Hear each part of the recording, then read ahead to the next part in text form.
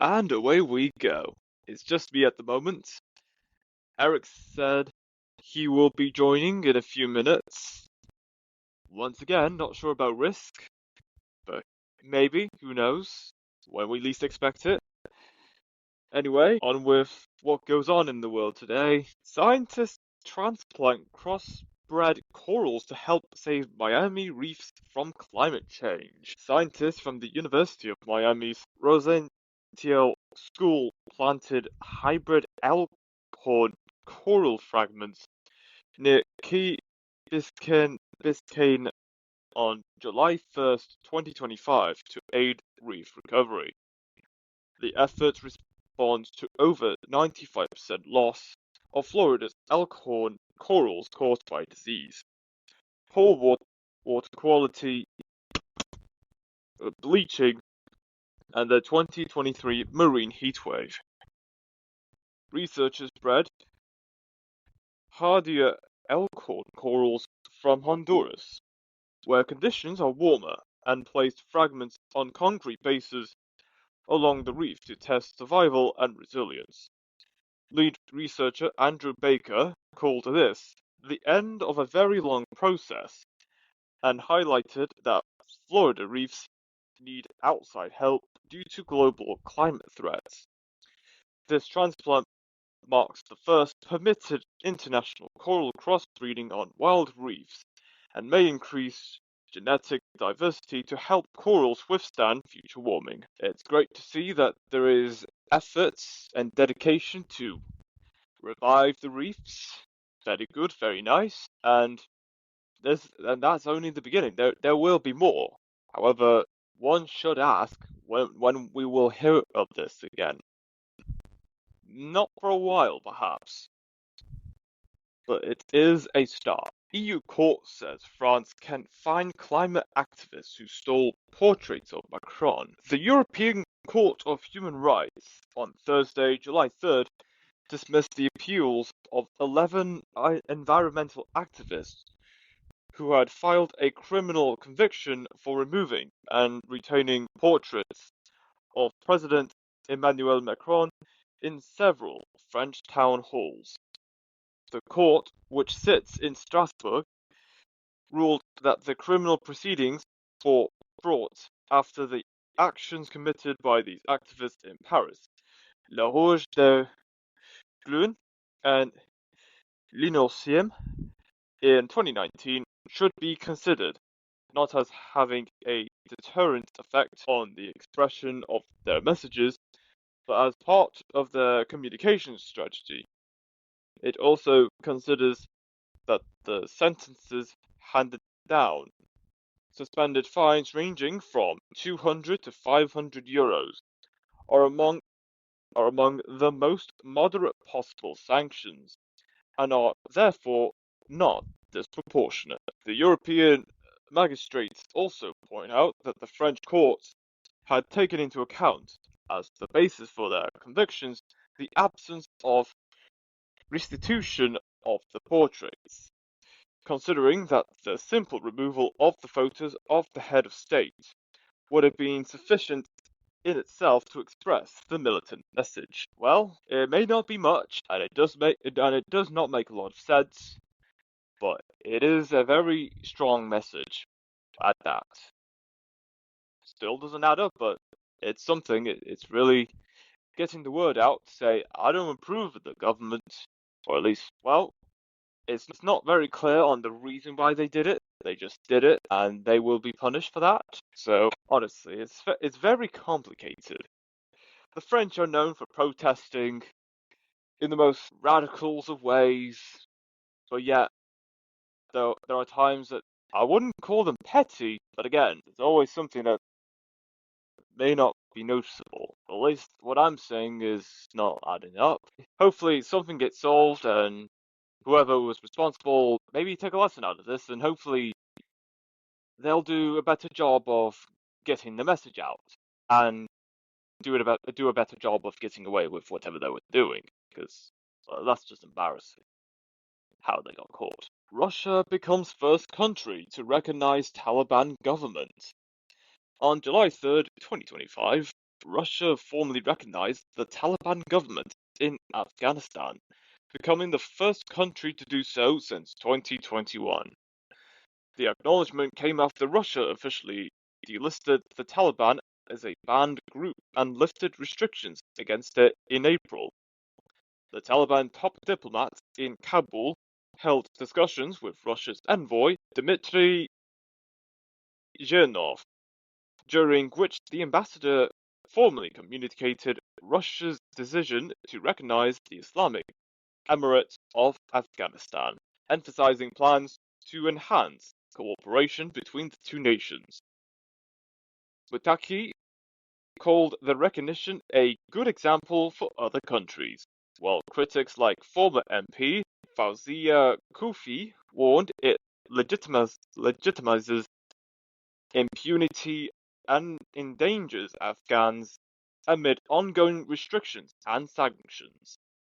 The restriction signals a new phase in Russia-Afghanistan relations, focused on security and economic ties, but highlights Afghanistan's continued international isolation over human rights concerns. Well, I will say this.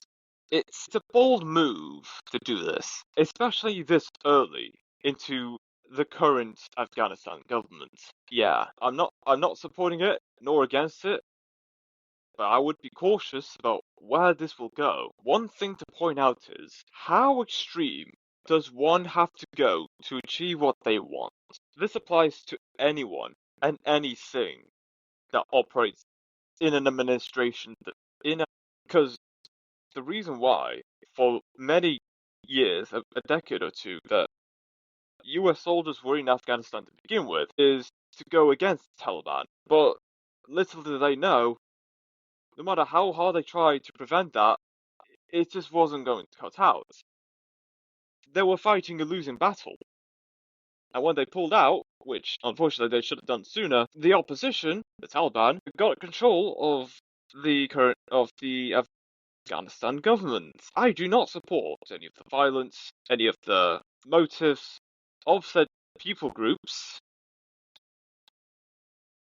But if there is a However, whenever there's a conflict going on around the world, the most a nation can do is to provide military support, not just give them firearms or military vehicles or weapons, but to give them some kind of plan on how they can go ahead of winning whatever, or at least diffuse the current conflict going on. I'm not against nations helping out each other, but what becomes a problem is being too reliant on said nation to get ahead in said conflict.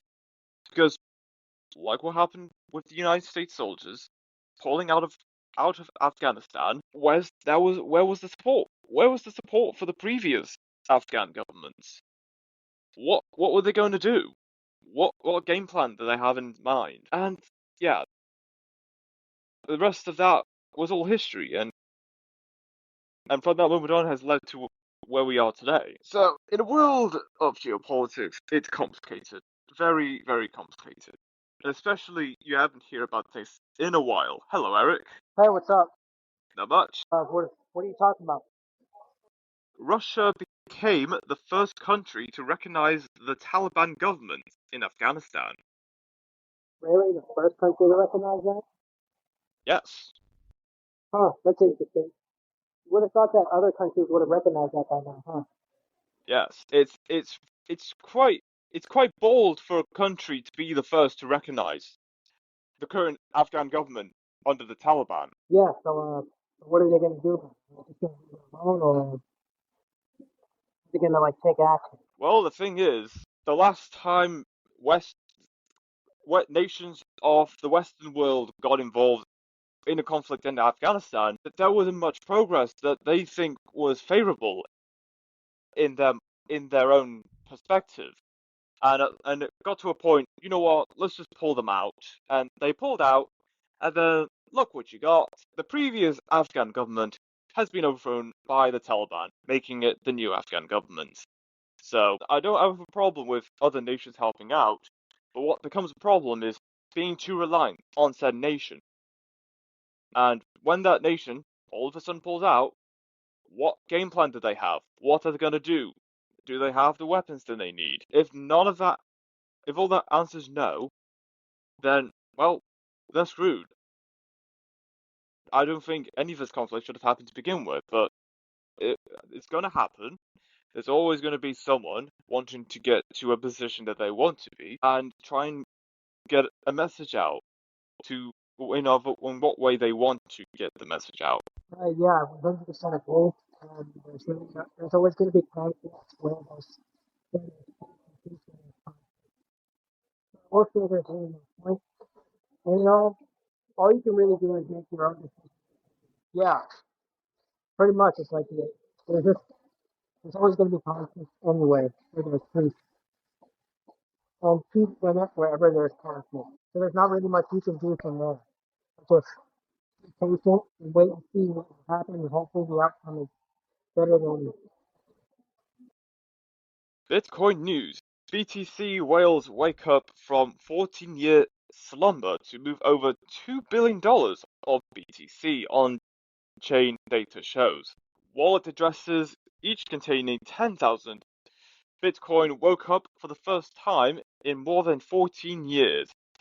The 10,000 Bitcoin in two of the addresses were valued at $7,800 when the initial transfer was made in April 2011. The other wallets received 10,000 Bitcoin when that was worth $33,700 in May 2011. Now, $1.1 billion. After more than 14 years of inactivity, Bitcoin wallet addresses holding 10,000 Bitcoin each were activated on Thursday and Friday, according to on-chain data. On April 3rd, 2011, Bitcoin wallet address something transferred 7.83 Bitcoin to three different destinations, two of which addresses each received 10,000 Bitcoin, while the third took the remaining 3,377.83 Bitcoin, according to blockchain.com data. Bitcoin was worth just 78 cents at the time. Look on chain noted. For 14 years, the two wallets that received 10,000 Bitcoin each to the Bitcoin wallet addresses remained dormant. This changed across late Thursday night and early Friday morning, when they moved their respective 10,000 Bitcoin stashes to new addresses within 30 minutes of each other. The third wallet, which received 0.83 Bitcoin, had already spent or moved its funds back in 2011. All I can say is this: Bitcoin has definitely come a long way from that from only being that a couple of cents to now. I think Bitcoin is definitely here to stay. It's going to stay for a very long time. And for the most part, Bitcoin is just a force to be reckoned with. And yeah, Bitcoin is just the future. It's not going anywhere with it. So I'd say Bitcoin has definitely come a long way. And the people who put their trust and faith in Bitcoin are like millionaires now. So good for those people. Good for Bitcoin. Still don't know who's the creator of Bitcoin, but either way, there are people who are rich because of it. Because they Indeed. and there are people who spend it all on Bitcoin because, well, yeah, and they got exactly what they deserve. Thoughts? Well, all I can say is good on the lad or lass on getting ahead and being early on to the Bitcoin game when nobody was talking about it, but now everyone's talking about it and looking at how much the value has gone up. Well, it's a massive win. You don't see stories like that often, so it is good to see that someone is winning at a massive scale. That's true. It's good to see there are people winning because they bet on themselves with the Bitcoin. Now, at first, it probably wasn't looking extremely good, but it paid off a couple years later, and now there are people who are rich off it. So can't really be mad at those people. You just have to respect them for being patient. Or you can be. You have to respect them for, like, making money in a way that they can understand how. But Indeed. yeah. Is there anything else in the news? All right. Former Formula One steward Tim Mayer is set to confirm his candidacy for the FIA presidency ahead of this weekend's British Grand Prix. The American has scheduled a press conference for Friday morning, at which he's expected to confirm his challenge to current FIA president Mohammed Ben Sulayem. Mayer was dismissed as an FIA steward last November, having worked in the role for more than 15 years. His last event in the position was last year's Mexico City Grand Prix. In the days following the Las Vegas Grand Prix, Mayer states he received a text message informing him that he'd been stood down. Speaking with the BBC shortly after, he claimed his axing came because Ben Sulayem took offense to an appeal document filed by the organizers of the United States Grand Prix. The FIA last year fined organizers at Circuit of the Americas for a track invasion following last year's race. That saw a €500,000 fine levied, with €350,000 suspended. In addition to his former role as an FIA steward, Mayer is also sporting organizer of the 3 Grand Prix held in the United States. Do you have any initial thoughts on that? Well, no matter how life goes, whether it be good or bad, there's always going to be uncertainties that will certainly drag you down. But even when things do get bad, things will only get better. Or in this case, so good to the point where you may start to question if this was not to happen, would they be in the position that they are in today? And when this FIA presidency election does go ahead, I'm curious to see what's going to happen next and what suggestions and policies, maybe different changes to the sport that may have in mind for the future of Formula One and Formula 2 and Formula 3 and also Formula E and all the other Formula races. Yeah, I agree. I don't really have much comment on that, but I will say whatever happens, happens. Let the chips fall as they may. But yeah, is there anything else in the news? Star Wars actor Kenneth Coley passes away at 87 after COVID infection, agent says. Sure, COVID infection Yes. in 2025. Well, regardless, it is unfortunate that he passed away. Yeah. Yeah, regardless on how it happened. It's unfortunate, but I will say, I condone with his family and friends and anyone else who loved him and cherished him, and never was really that big of a fan of Star Wars. Gonna be honest.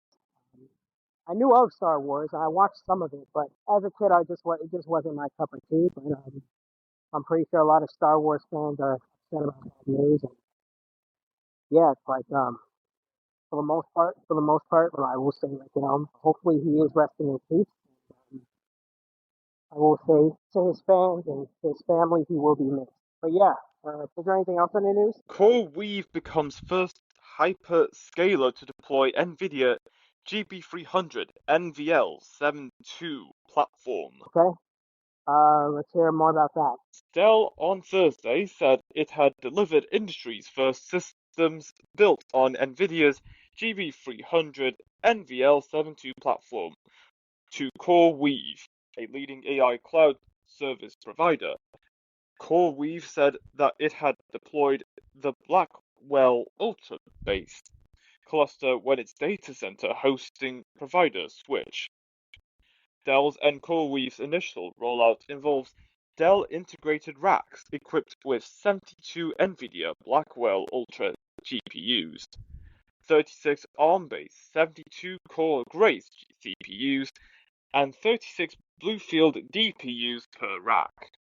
Each GB300 NVL72 rack delivers 1.1 exaflops of dense SP4 inference and 0.36 training performance, which is 50% higher compared to a GB200 NVL. In addition, each GB300 NVL72 rack features 20 terabytes of HBM-E and 40 terabytes of total RAM. Finally, the new rack scale solution relies on NVIDIA's Quantum X Infinity Band switches and Connect X8 Super NICs for scale-out connections at up to 14.4 gigabytes per second, twice as fast than previously. Very interesting. I don't really have much to say on this, but I will say, whatever is happening, I wish them nothing but the best of luck. Do you have anything? Well, I may not understand much of what it said, but man, that is powerful. Okay, I thought I was the only one too. I didn't really understand much of what it said either. Yeah, Part of that is because I'm a little tired too. So it happens. yeah, but yeah, it's like it definitely sounds like it's something big. I wish them nothing but the best of luck in whatever they do. But yeah, anything else in the news? Madre fire in California explodes to more than 52,000 acres in one day. Huh, interesting. All right. Sorry, before we get into that. Apparently, Chuck E. Cheese is launching an arcade for adults called Chuck's Arcade. Huh, okay. Interesting. Yeah. Would you go to that arcade? Nah, not really. Arcades aren't my thing. Yeah, I feel like I'd only go with a friend if they invited me, but I wouldn't willingly go by myself. I'm gonna be honest. I would. But yeah, it's like, anyways, let's hear more about this story. Firefighters battle the Madre fire in southeastern San Luis Obispo County, which expanded to over 52,000 acres by Thursday, July 3rd, 2025. The fire ignited Wednesday early afternoon within the Los Padres National Forest and expanded quickly, driven by hot, dry conditions and shifting wind patterns. Evacuation orders and warnings affected areas near Highway 166 and Santa Barbara County, as crews achieved only 5% containment amid challenging terrain and winds.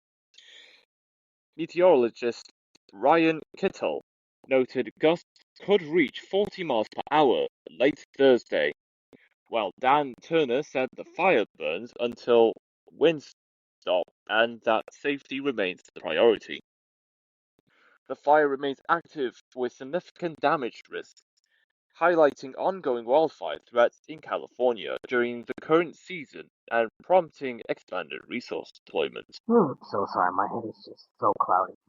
Yeah, I got nothing, bro. My head is just so empty today. Like, I'm just so tired. Yep, we've all been there. Yeah. Well, I hope everyone that was within the area when the fire happened, they got out safely, they were evacuated efficiently, and hopefully the fire doesn't do too much damage because, well, wildfires are quite destructive. They can cause quite some damage. So hopefully nothing is too damaged after that. Yeah, I agree. Hopefully, like, no one got hurt from the wildfire. And hopefully, like, the people who did get hurt, their injuries are just minor and aren't permanent and are not and do not cause permanent defects within their bodies or anything like that. Also, hopefully, no one got killed in the process of that fire and everyone got out. But yeah, like, fires are definitely not something to joke around about. But yeah, is there anything else? US teen influencer detained in Antarctica while attempting solo flight to 7 continents. Yeah, Oh yeah, I heard of that.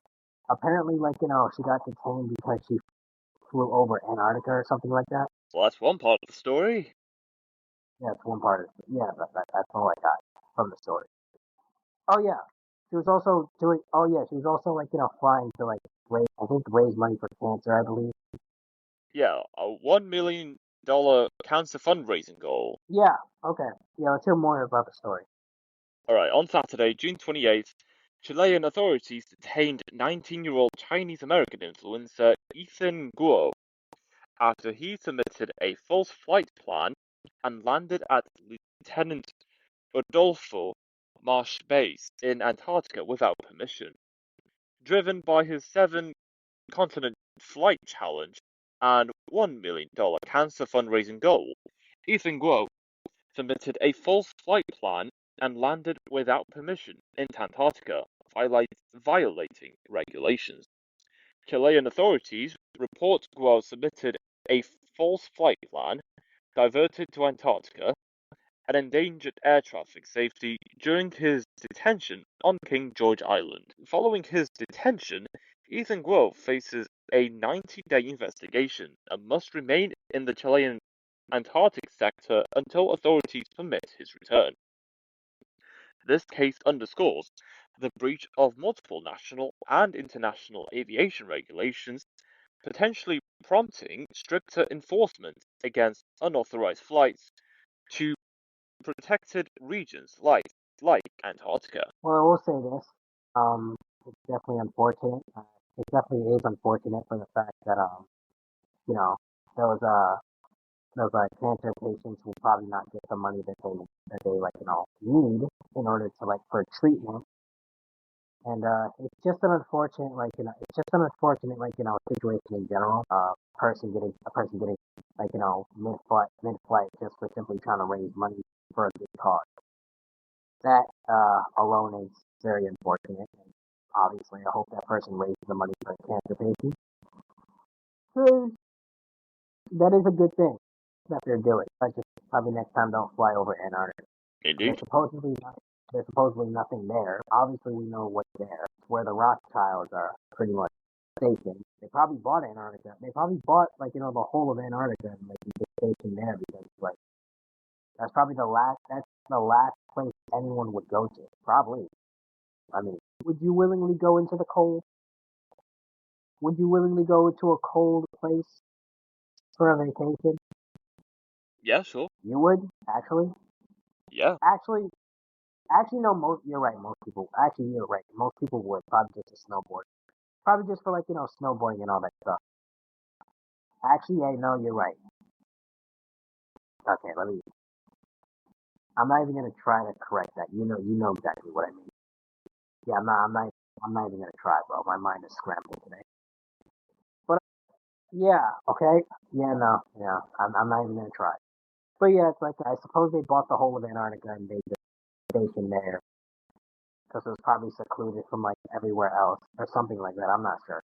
I'm not sure how the Rothschilds think. All I know is they did it they're stationed there for. But yeah. Is there anything else in the news? Serbian police detained 79 protesters as dissent persists against populist president. Okay. Let's hear about this news. What were they detained for? Serbian police detained 79 protesters on July 2nd during clashes in Belgrade, Novi Sad, Nis, and Novi Pazar amid ongoing anti-government demonstrations.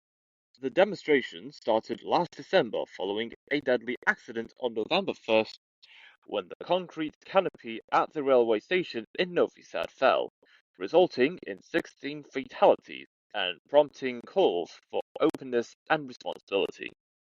University students initially led the movement, demanding prosecution of those responsible and full transparency about the railway project, while thousands have blocked roads since June 29th in major cities. An estimated 140,000 people rallied in Belgrade on June 28th, when police used batons, tear gas, and stun grenades, causing dozens of injuries and 77 arrests, while the EU called for calm. The protests reflect widespread dissatisfaction with President Aleksandar Vučić, in power since 2012, and signal challenges to a Serbian Progressive Party amid a movement entering its 9th month with no signs of abating. I will say this. For all of those protesters who were detained by the cops, I hope that they're safe. Now, obviously, not every protest gets, gets widespread attention. They did something correct if they were able to get the attention of the cops. Although getting the attention of the cops isn't going to do much, they're on the right track. Now they just have to get the attention of the person they're protesting against, and they'll be set. But it is unfortunate when people get arrested just for simply standing up for what they believe in. I'm not going to condemn nor condone it. All I will say is this: try a different strategy. If it disturbs the peace, disturb the peace. Although protest is going to increase, so there's really no way. And I will say some of them work, some of them don't work. It just depends on how passionate you are about it. How much do you care about that particular issue that you're protesting or for? Yeah, do you have any thoughts? Wow, I'm generally speechless. Like, what they are protesting, it's not just the reason for the protest, it's about how long they've been protesting for. Because we've talked about this many times in the past, and they're still Oh, going yeah, at it. we definitely did. Yes, so that the dedication and how long they've been protesting the government for, that says a lot about the issue at hand and what the current government what the current government is doing to handle it. And Yeah, if that's the case, and if it's going for so long, surely something's up. There's something a lot deeper than what we're hearing right now. yeah, 100% agree. Definitely something way deeper than what we're hearing. And the fact that they're able to commit to for, for as long as they protested is just generally amazing. I mean, hey, they must be really passionate about this issue and about the That situation. that is exactly what a protest should be about. It's not about what you're doing.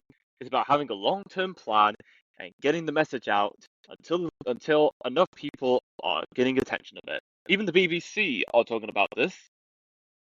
So, Well, I mean, it's that's even something. better. Yeah, it's even better. You're doing something right. You're getting the attention of major news outlets and major news channels. So you're Yes, doing something right. People they're letting the people know whether they're twisting it or not is irrelevant. You're getting the attention that you want, and you committed to it. So I'd say it's well deserved. I hope to I hope to see I hope to see some I hope Yeah, because at the end of the day, a protest is not about the glitz and glamour and how good you can look. It's about you making an impact. You know, and stand outside even if you smell bad, even if you haven't showered for days. It's all about the commitment. Now, granted, you're gonna feel gross and disgusting, but as long as you're persistent, then shoot, your voice will be heard. If you're not persistent, your voice won't be heard. They'll probably just say, that person's just mad for a day. He'll get over it. But if you're persistent enough, they're gonna be like, all right, we need to call the cops, so we need to take some form of action. they have to do And something. also, exactly, and they may or may not report it to the news. So, bravo to them. Bravo to them Absolutely.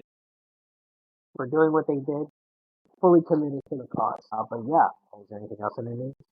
India's Modi arrives in Trinidad and Tobago to strengthen ties in first official visit. All right, let's hear more. Prime Minister Narendra Modi arrived in Trinidad and Tobago, where he was welcomed by his counterpart Kamala Persad Bisar at Yarko International Airport.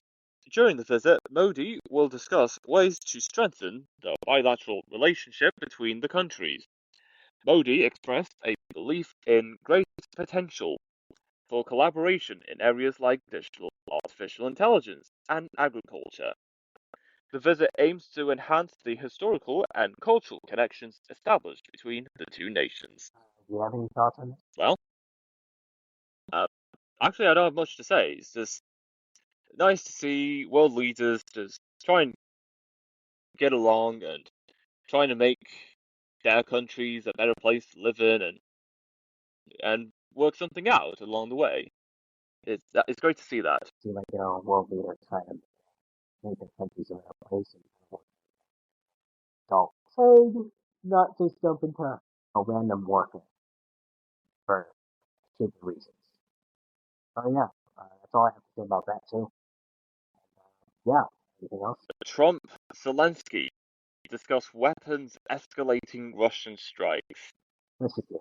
Late Thursday, Moscow carried out the largest drone and missile assault of the conflict to date, deploying 550 drones, primarily against Kiev. This attack followed President Trump's disappointing call with Vladimir Putin and coincided with Washington's halt of some weapons shipments to Ukraine. On Friday, Ukrainian President Zelensky and US President Trump discussed strengthening Ukraine's air defenses and agreed to cooperate on increasing Kiev's capability to defend the sky. Zelensky described the assault as intentionally large-scale and ruthless, noting that Ukrainian interceptor drones successfully downed a substantial number of incoming threats, and highlighting the importance of increasing production and training for drone operators. The suspension of some US military aid raised warnings in Kiev about weakening defense, while Germany is negotiating to buy Patriot missile systems to bridge the resulting air defense gap. Or I will say this: Trump and Zelensky always have their hands up Ukraine. Pardon my language. But yeah, Trump is in cahoots with Zelensky, and Zelensky and Trump is in cahoots with Ukraine. Is this the America we asked for when we voted for Trump? I thought he wanted to put America first. But we're still putting other people before us, huh? And always still getting involved in conflicts, negotiations, whatever diplomatic issues that does not regard the US in any manner. They're just there to be the individual to say, hey, we did this, we got things done, and the world's a great place again. Yeehaw! But no, that was, it's not even close. They're going to keep at it because they know something like this is going to be profitable for them, at least in the short term. They're not gonna stretch it out for too long, because of course people will find out eventually. They will call out on it, and something will have to be done as soon as possible, and it will be done. But by that point, it will already be too late, because someone in the middle of all this process, someone made a little amount of money in the background, and Risk is one of them, because well, he's been an investor in a lot of stuff, including Palantir, which has gotten a lot of government funding. So yeah, he's living the high life. Yeah, I 100% agree. I 100% agree on like you said that. And all I'm gonna say is that let's see what happens from here. Can't be good, but it also can't be that bad. But we're just gonna see what continues to happen as we, keep up with the stories and go on and like just go on with life. Maybe something that'll shock us, maybe something that won't. That won't surprise us whatsoever. But who knows? Who knows? But yeah, Who knows? And it was what it was. Canada's exports to the US shrink to smallest share since 1977. alright, let's read more on that. Statistics Canada reported on July 3rd, 2025, that Canadian exports to the United States fell 0.9% in May, dropping to 68.3% of total exports, a near record low since 1997, excluding the pandemic years. This decline occurred amid a protracted trade war started in February 2025, with United States tariffs, including steel and aluminium, doubled to 50%, weighing heavily on bilateral trade. Meanwhile, total Canadian exports rose 0.7% in May, primarily driven by higher gold shipments, while exports to non-US countries surged 5.7% to reach a record high. Economist Alexandra Brown of Capital Economics described the rise in shipments to countries outside the United States as a small consolation, and noted in a report to investors that export prospects remain poor. Canada's merchandise trade deficit decreased to $5.9 billion in May from a record $7.6 billion in April, influenced by declining imports and continued tariff challenges that hinder export growth. Very interesting. I will say this. Do not have any initial thoughts on this. Gonna be, I do. All right then. I'm back. Yeah, I'm sorry. I am so sorry. I did not have any thoughts on this whatsoever. Oh, like usually I have at least something little to say, but I do not. Yeah. How about you? Well, if I too don't have much to say, but of course it's gonna happen.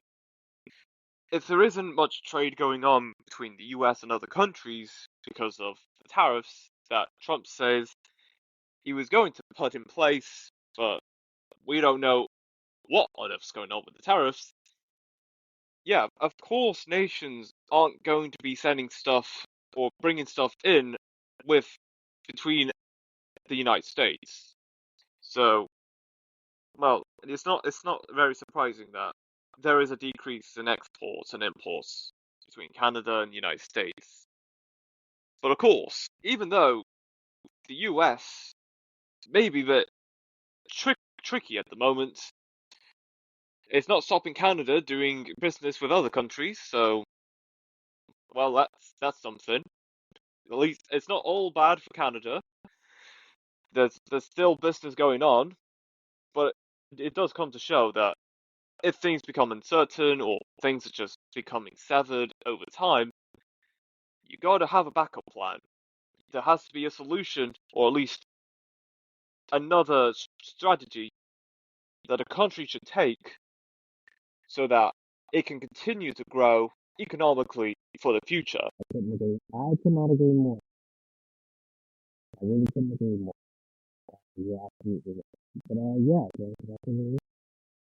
Interstellar comet I Atlas enters inner solar system. On July 1st, the Atlas survey in Chile detected the third interstellar object, designated 3I/Atlas, marking a rare cosmic visitor from beyond our solar system. Analysis shows 3I/Atlas follows a hyperbolic path from outside the solar system, traveling over 60 kilometers per second, confirming its interstellar origin, according to ESA's trajectory analysis. NASA's tracking shows 3I/Atlas about 420 million miles away, traveling at over 60 kilometers per second, with a roughly 10-kilometer diameter and faint coma. NASA confirms 3I/Atlas will stay over 150 million miles from Earth, pass inside Mars's orbit later this year, and remain visible through September and December. Scientists anticipate that studying 3I/Atlas will reveal details about interstellar material, with Vera C. Rubin Observatory expected to increase detection rates of such objects in coming years. Well, how they're describing it, it sounds exciting, but of course, we can't be too sure about the legitimacy or being too sure about what is going on outside of our planet. I was gonna say the exact same thing you were gonna say. I was gonna say like, I'm not even sure. Like I'm not around. Half-baked stuff about our solar system to be true. I don't know.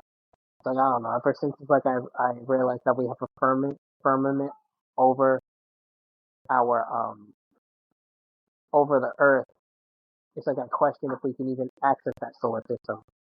I question if we can even see that solar system. I honestly question that stuff now because I don't know.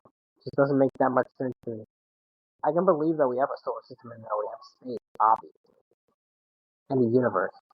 But can we go outside of our bubble to see that? That's the question. Yeah, that's very true. Yeah, and also, would it actually even look like the pictures that we've been showing for like just years? Would it look like exactly how we depicted it, or would it look completely different? That's a good question. That's really my question. Things a little carefully nowadays, you know. Can't just trust anybody or anything. But yeah, is there anything else in the news? Indeed, there is. Zara Sultana has announced she is quitting the Labour Party to form a new party with Jeremy Corbyn and other independents. Wow, interesting. Uh, let's keep reading. Let's see if they have a new name for this new party. Alright, there's a statement by Zara Sultana, MP for Coventry South. It reads, than half the UK population. Poverty is growing. Inequality is obscene, and the two-party system offers nothing but managed decline and broken promises. A year ago, I was suspended by the Labour Party for voting to abolish the two-child benefit cap and lift 400,000 children out of poverty. I'd do it again. I voted against scrapping winter fuel payments for pensioners. I'd do it again. Now the government wants to make disabled people suffer. They just can't decide how much. Meanwhile, a billionaire-backed grifter is leading the polls because Labour has completely failed to improve people's lives. And across the political establishment, from Farage to Starr, they smear people of conscience trying to stop a genocide in Gaza as terrorists. But the truth is clear. This government is an active participant in genocide, and the British people oppose it. We are not going to take this anymore. We're not an island of strangers. We're an island that's suffering. We need homes and lives we can actually afford, not rip off bills we pay every month to a tiny elite bathing in cash. We need our money spent on public services, not forever wars. 9. The choice will be stark. Socialism or barbarism. Billionaires already have three parties fighting for them. It's time the rest of us had one. Join us. The time is now. Well, when it comes to starting a new party, that can be both very exciting. Sorry. And also a hard task to complete. Because let's face it, the media is not going to push you out there. They're not going to highlight you because we already have an established two-party system as Republican and Democratic. Now, whether if you want to agree with them or disagree with both of them, that is the two-party system that most people align with or go to because they're the most popular. Now, are there political parties that have good intentions? Yes, but they're not going to highlight the people who have good intentions. They're going to highlight the people who are bought and sold for. And that happens to be the Democratic and Republican parties. They're both bought and sold for. And so if they start this new party, they're just going to have to be careful. Yeah, that's true. Yeah. Just don't be like past parties who had some form of momentum, but then just stopped completely. That momentum is gone. For instance, there was this political party called the Forward Party. I believe they had some momentum, but then it's like, bro, they're not doing anything else to capitalize on it. It's just a good party. So it's like if your goal is to not get your party into the White House, what are you even doing making a party? Except when it comes to making a party, you have to sell out, be bought and sold to have a successful party. But you know, it is what it is. And it was what it was. Is there anything else in the news? Teens spend 20% of time behind the wheel looking at phones. Really? Oh yes. Let's hear more. 97% of teen drivers agree that texting and driving is dangerous, yet 43% admitted to doing it anyway. Researchers conducted a questionnaire with over 1,100 participants and interviews with 20 high school students to study distracted driving. Teens believe that the behavior is normalized because most of their friends engage in it. So let me get this straight. Sending a text to Stacy is more important than your life behind the wheel. Is that what they're saying? Well, they're not saying it outright, but it kind of insinuates that that is the case. Man, these two. I'm gonna say this. Just pay attention to the road. Like, otherwise, you're gonna get killed. At that point, just take the Well, yeah. license away. Right, exactly. Yeah, at that point, yeah, just literally take their license away. But yeah, anything else in the news? That is us. All right. Peace. Peace.